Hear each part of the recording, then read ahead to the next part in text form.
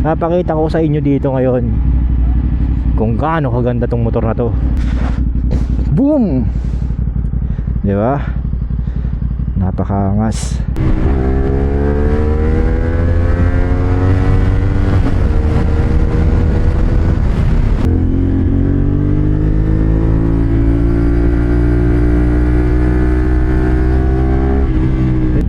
Dito ay hindi naman, medyo lang ito passable oh.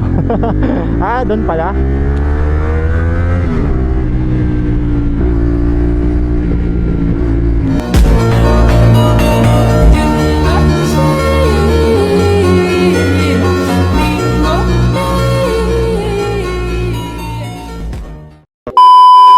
So yun guys, kamusta?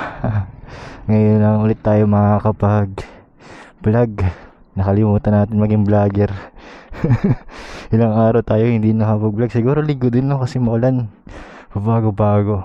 Tsaka buti ngayon medyo hindi pa maliwanag dito sa banda natin. Medyo mahangin lang. Sana hindi tayo maabutan ng ulan.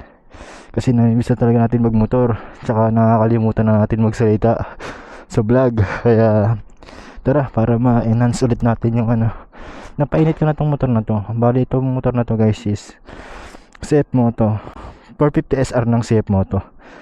Tapos ito yung sticker natin, YRB Moto Vlog. Tara, ikot natin, try natin, test drive.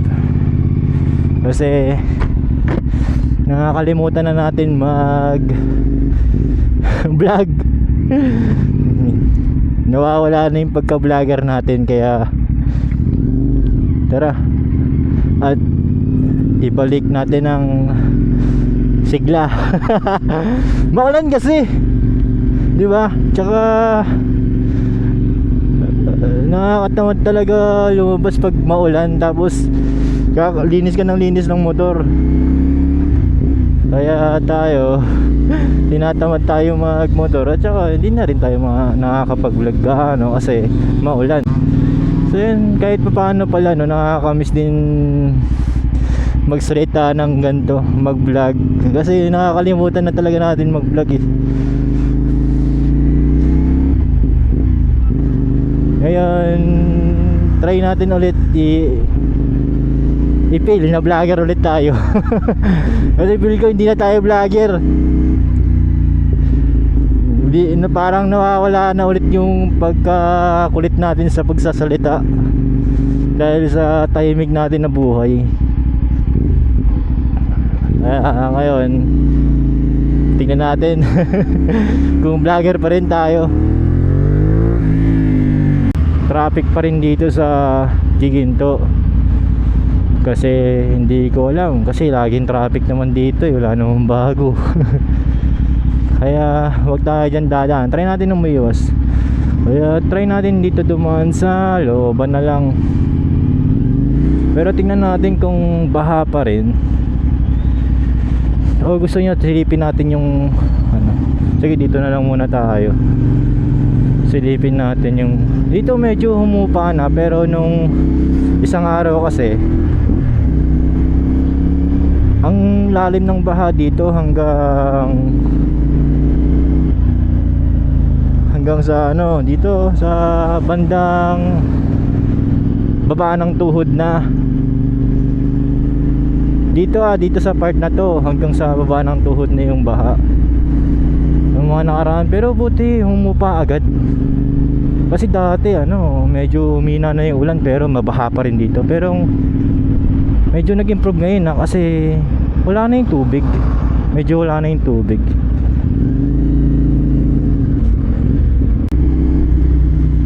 Dami palang dito mga tricycle tsaka kotse din dito sa daan na to. Kala ko makakaiwas na sa traffic. So yun nga guys, kaya tayo nagbablog kasi para mas ma-enhance yung confidence natin sa pagsasalita. At saka yung kumbaga hindi lang sa para kumita, di ba? Para sumikat, kundi yung skill natin. Kumbaga yung mga skill natin ma-improve or ma-enhance pa. Kasi ako guys, sa totoo lang ako hindi ako talagang madaldal sa mga close lang, pero pag nakano nyo ako sa personal, medyo ako, mahihain ako, tsaka ilap ako sa pagsasalita. Tahimik lang tayo, kaya tinatry natin na ma-enhance or ma-practice yung skill natin sa pagsasalita, kasi yun yung weakness natin eh. Tsaka natutuwa ako kasi dahil dito sa pagmumotovlog natin is which is na titraining natin siya, di ba? Masaya na ako sa hindi ba masaya ka na sa ginagawa mo, tapos na-enhance mo pa yung weakness mo, which is yung pagsasalita. Na-enhance natin sa pagbablog. Katulad nito, napapractice natin yung pagsasalita natin through vlog. Kaya masaya talaga, kasi masaya ka na sa pagmumotor, may na-improve ka pa, di ba? Wow, ito ang gusto ko guys, yung mga ganyang view. Ganyan yung mga hinahanap ko pag gusto kong mag-relax eh. Yung mga bukid-bukid. Kasi peaceful kasi parang kasi napaka-peaceful kasi tingnan yung paligid. Sorry guys kasi ang purpose talaga ng pagmumotor ko na to is mapa-refresh lang yung utak natin. Kasi lately ang daming ganap eh, ang daming problema ng mga inayos. Sobrang hindi na natin pwede sabihin yun. Ito, try natin dito.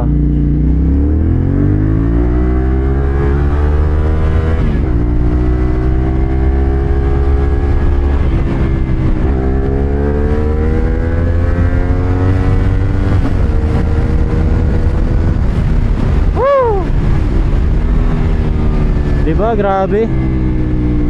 Kahit sabihin mong 400cc siya, 450cc, second gear 100. Saan ka makakakita nun? Tsaka yung power niya hindi ka mabibitin. Tsaka ang ganda pa ng tunog. 270 crank to guys, inline to, pero grabe yung tunog niya. Tunog R1 para sa akin Hindi siya normal na 2 cylinder lang. Ganda niya tumunog.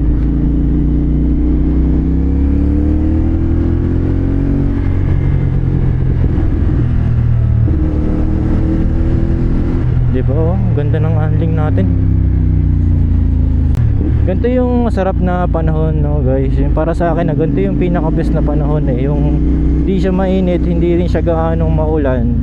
Yung ganito lang talaga, yung medyo madilim siya.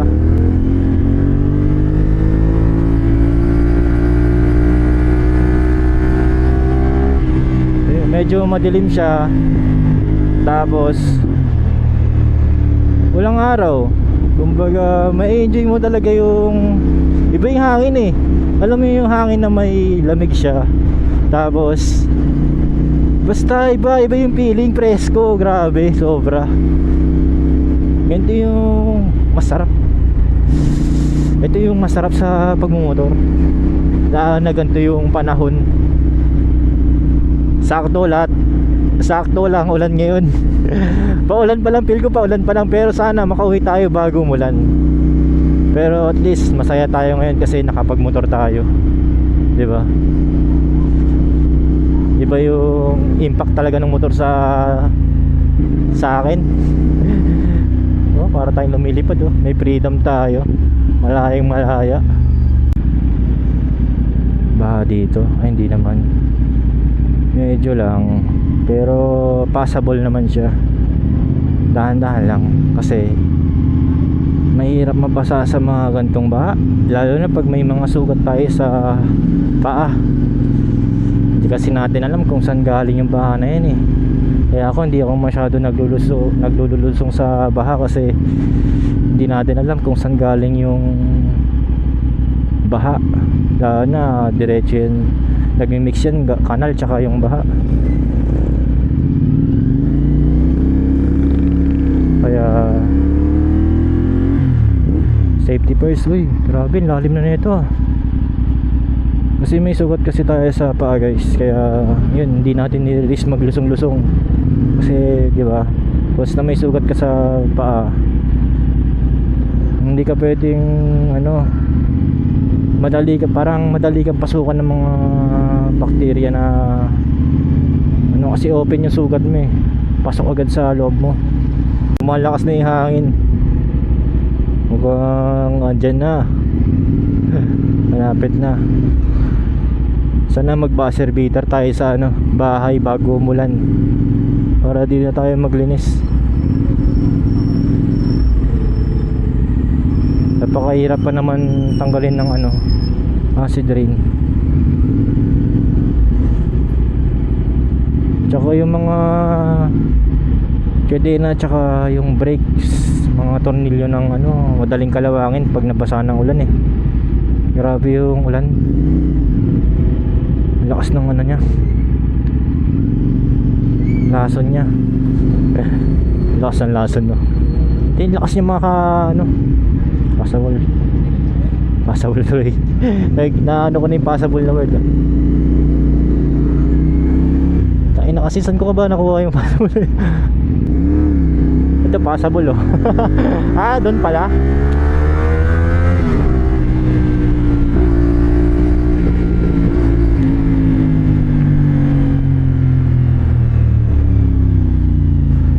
Tayo sa Marby. Bulacan pa rin tayo, pero nasa Marby tayo banda. Ayan. Grabe lawak, ang daming truck ng Marby. So ito guys, sa mga hindi nakakalaman, dito sa Bulacan, Bulacan, yung factory ng Marby. Ano ba yung mga pagkain ng Marby? Like yung piyaya, ito yung mga breads na yan oh. Sa Marby yan, diba? Alam ko yung pinaka popular nila na ano, yung cheese balls ba yun, tsaka yung piyaya. Ayun ang kilala sa kanila. So ayan guys, ito ang factory ng Marby sa Bulacan. Ayan, angkat na. Babiyahe na yung mga yan, araw-araw bumabiyahe yung mga yan. Susupply sa buong Pilipinas.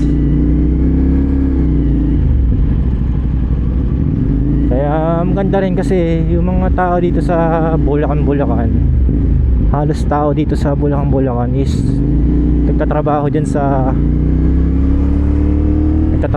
sa Marby. Kinabahan tayo dun na kasi overtake tayo, ano, alanganin.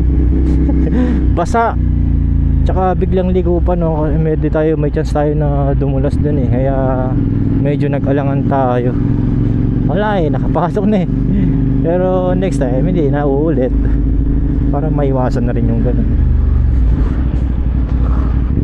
So ngayon guys, may ma-upload na tayo, pero sana hindi kayo na boring. Kasi itong vlog na to eh, kwentuhan lang para sa akin. Sige, see you. Thank you, welcome po. Siyempre hindi natin ipipilit yung ganun. Nasa ano tayo eh, school tayo eh. Bigay tayo lagi. Wala lang, parang ano lang to, parang ano ba? Parang uy, wala tayong nakita ha. Hindi ko nakita yun ha. Nakapikit ako nun.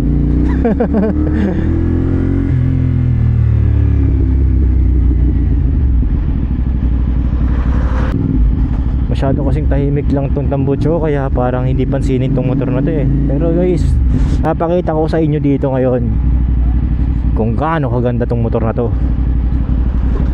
Gusto nyo ba yung ganong energy? Boom! Diba? Napakaangas. Kita nyo naman yan guys, kung gaano kaganda yan.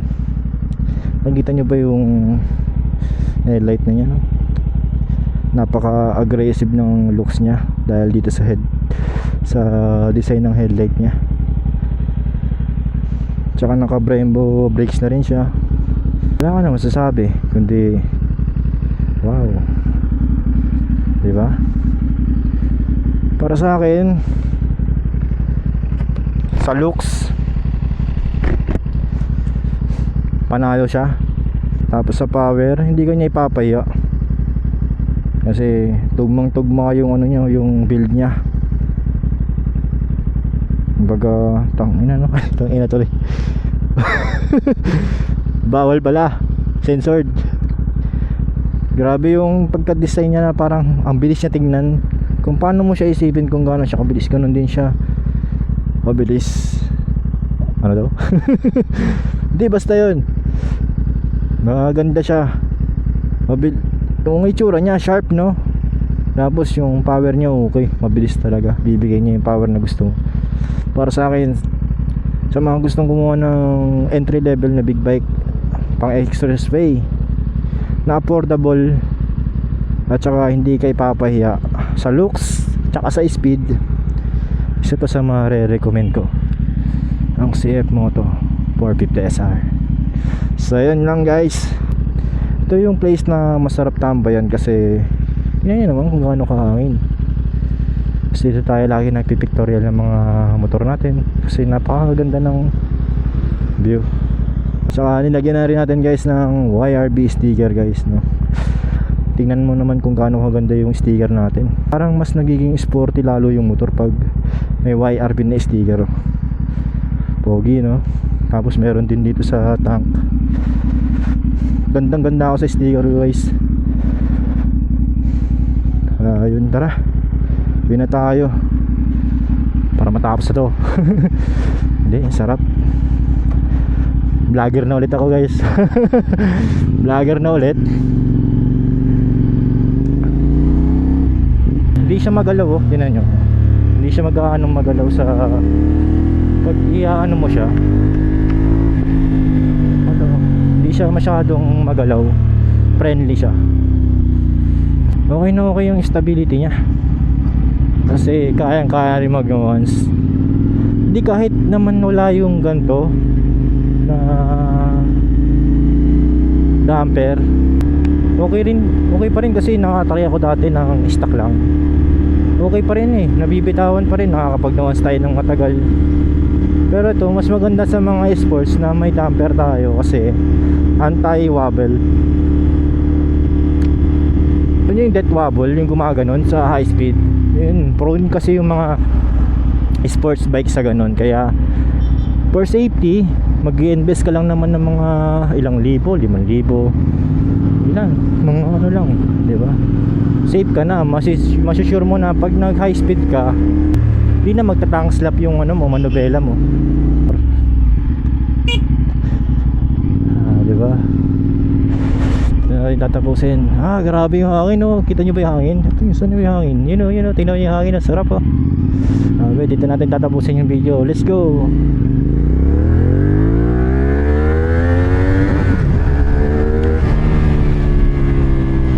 Woo! Tumalon, puta. Shit.